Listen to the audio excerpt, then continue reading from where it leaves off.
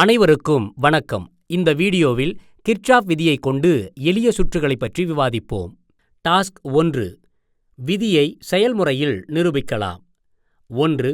கொடுக்கப்பட்டுள்ள மதிப்புகளுடைய மின்னழுத்த மூலத்துடன் மின்தடைகள் R1, R2 மற்றும் R3ஐ தொடரில் இணைக்கவும். 2. அம்மீட்டரை தொடரில் சரியான அளவில் இணைக்கவும். 3. மின்னழுத்த வீழ்ச்சியை அளவிட வோல்ட் மீட்டர்கள் V1, V2 மற்றும் V3ஐ முறையே மின்தடைகள் R1, R2 மற்றும் R3க்கு இணையாக இணைக்கவும். 4. வெவ்வேறு மதிப்புகளில் மின்னழுத்தத்தை அமைத்து கொடுக்கப்பட்ட அட்டவணையுடன் அளவீடுகளை சரிபார்க்கவும்.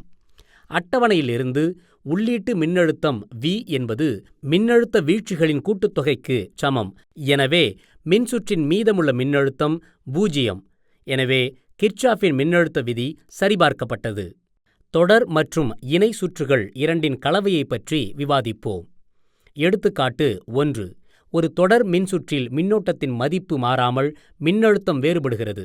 ஒரு இணை சுற்றில் மின்னழுத்தம் மாறாமல் மின்னோட்டம் வேறுபடுகிறது என்பதை நாம் அனைவரும் நினைவில் கொள்ள வேண்டும்.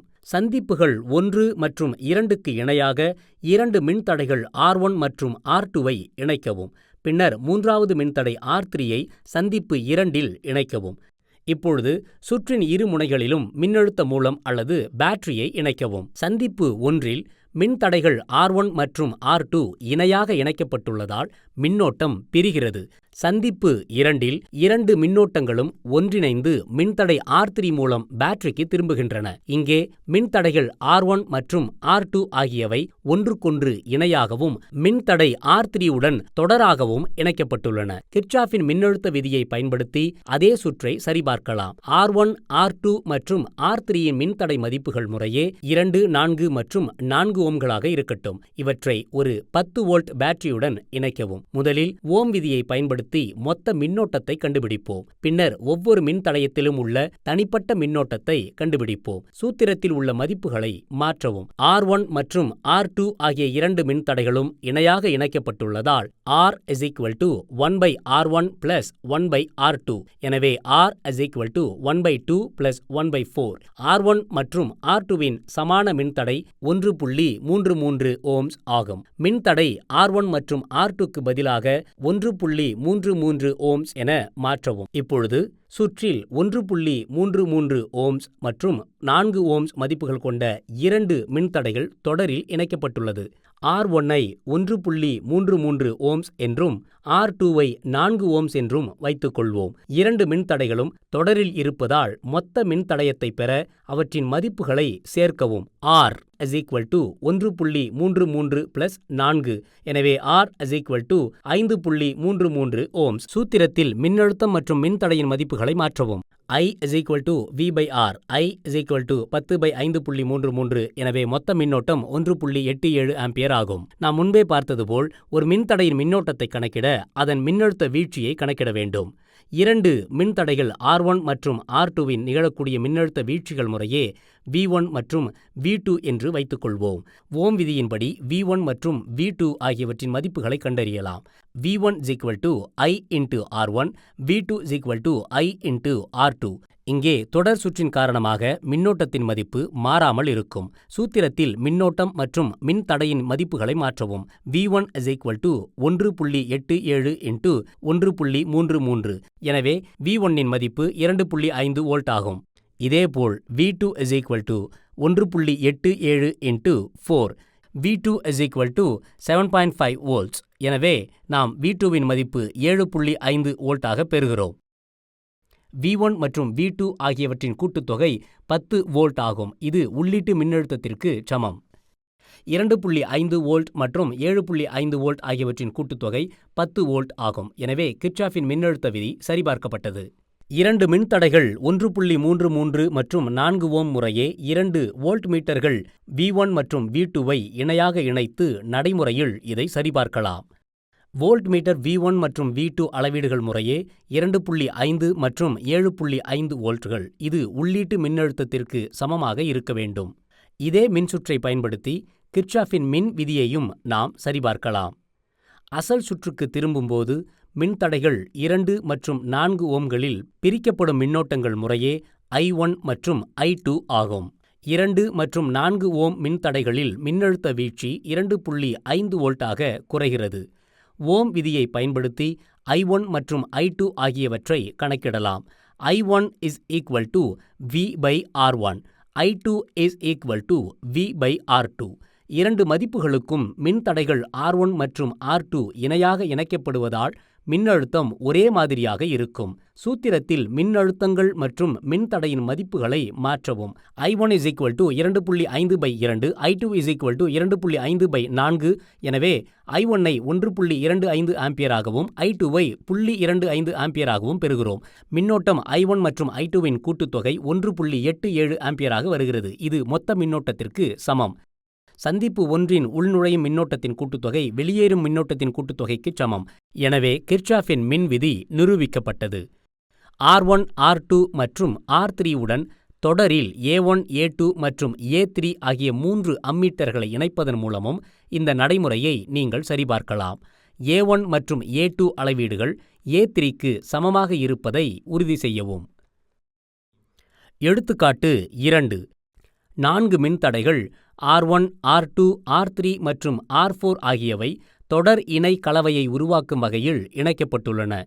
R1 மற்றும் R2 ஆகியவை ஒன்றோடொன்று இணையாக இணைக்கப்பட வேண்டும். அதே வழியில் R3 மற்றும் R4 ஆகியவையும் ஒன்றுக்கொன்று இணையாக இணைக்கப்பட வேண்டும்.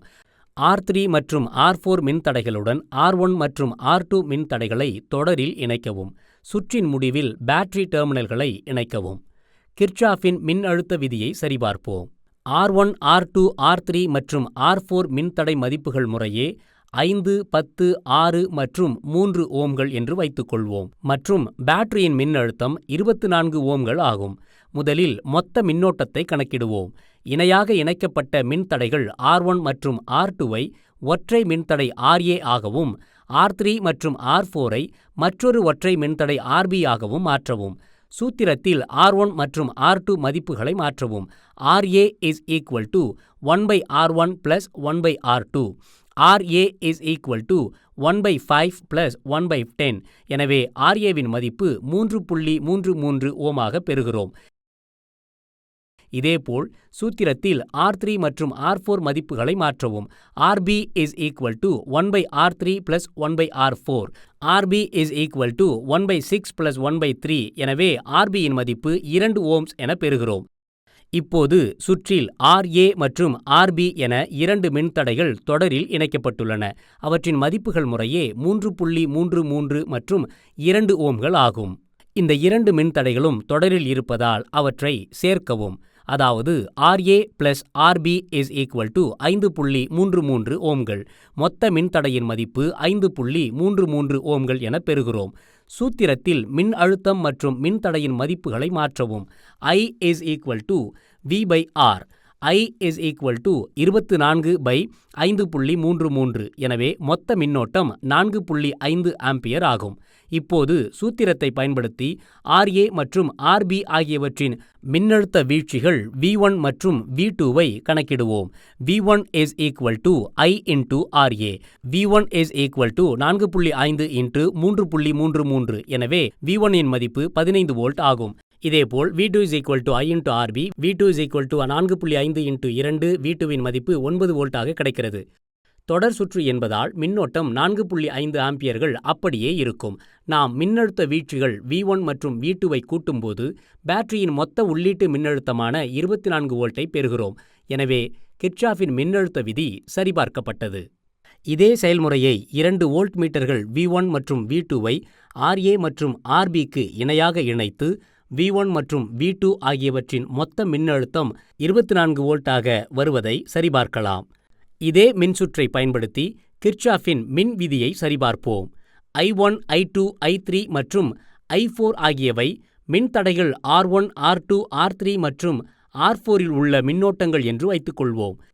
மின்தடைகள் R1 மற்றும் R2க்கு இடையில் இருக்கும் மின்னழுத்தம் V1 15 வோல்ட் மற்றும் மின்தடைகள் R3 மற்றும் R4க்கு இடையில் இருக்கும் மின்னழுத்தம் V2 9 வோல்ட் என வைத்துக்கொள்வோம். V1இலிருந்து I1 மற்றும் I2வின் மதிப்புகளை கணக்கிடவும். எனவே I1 is equal to V1 by R1, I2 is equal to V1 by R2. R1 மற்றும் R2 இணையாக இணைக்கப்பட்டுள்ளதால் V1 பகிரப்படுகிறது. I1 15/5, I2 15/10. நாம் I1 மற்றும் I2 முறையே 3 மற்றும் 1.5 ஆம்பியர்களாக பெறுகிறோம். நாம் I1 மற்றும் I2வை சேர்க்கும் பொழுது 4.5 ஆம்ப்ஸ் கிடைக்கும். இது மொத்த மின்னோட்டத்திற்கு சமம். இதேபோல் V2விலிருந்து I3 மற்றும் I4ஐ கணக்கிடுங்கள். எனவே I3 V2/R3, I4 V2/R4. R3 மற்றும் R4க்கு V2 பொதுவானது என்பதால் I3 9/6, I4 9/3. எனவே I3 மற்றும் I4 முறையே 1.5 மற்றும் 3 ஆம்பியர் என பெறுகிறோம். நீங்கள் I3 மற்றும் I4ஐ சேர்க்கும் பொழுது 4.5 ஆம்பியர் பெறுகிறோம். இது மொத்த மின்னோட்டத்திற்கு சமம். எனவே கிர்ச்சாஃப்பின் மின் விதி நிரூபிக்கப்பட்டது. செயல்முறையில் ஒவ்வொரு மின்தடையுடனும் 4 அம்மீட்டர்கள் A1, A2, A3 மற்றும் A4 ஆகியவற்றை தொடரில் இணைக்கவும். அளவீடுகளை குறித்துக் கொள்ளவும். மேலும் A1 மற்றும் A2வில் உள்ள மின்னோட்டத்தின் கூட்டுத்தொகை A3 மற்றும் A4இன் கூட்டுத்தொகைக்கு சமமாக இருப்பதை உறுதி செய்யவும். நம் முந்தைய செயல்முறைகளிலிருந்து ஒரு தொடர் மின் சுற்றில் மின்னோட்டம் நிலையானதாகவும் மின்னழுத்தம் மின்தடை உள்ளிட்ட மின் சுற்றின் மற்ற உறுப்புகளை பொறுத்து மாறக்கூடியதாகவும், ஒரு இணைச் சுற்றில் மின்னழுத்தம் மாறாமல் மின்தடை மதிப்பின் அடிப்படையில் மின்னோட்டம் மாறக்கூடியதாகவும் இருக்கிறது என்பது தெளிவாகிறது. அனைவருக்கும் நன்றி. இந்த நாள் இனிய நாளாக அமையட்டும்.